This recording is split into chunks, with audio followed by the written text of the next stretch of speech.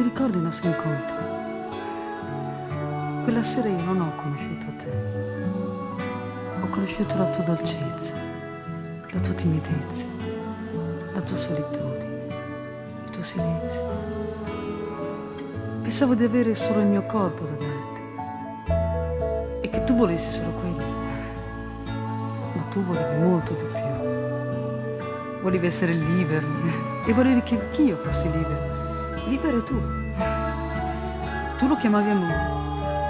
E io ti dicevo sempre, non esiste, sarebbe troppo bello. Tu mi guardavi, sorridevi, tacevi. E piano piano, non so perché, cominciai a spogliarmi dentro. Per te. Lentamente cadevano le mie idee stupide, le mie paure, le mie diffidenze. E insieme al mio corpo tu abbracciavi la mia volontà, le mie emozioni, la mia anima. E per la prima volta ho abbassato gli occhi e sono arrossita davanti a un uomo. Poi, soli noi, timidi noi, liberi noi, fuori di noi, dentro di me, amanti noi.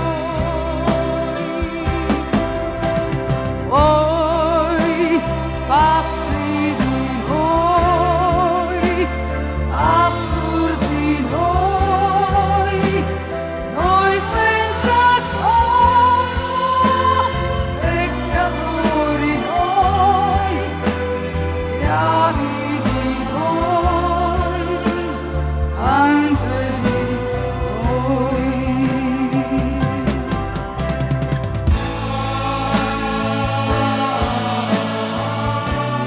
Ed è per questo che mi sembra tutto così assurdo adesso.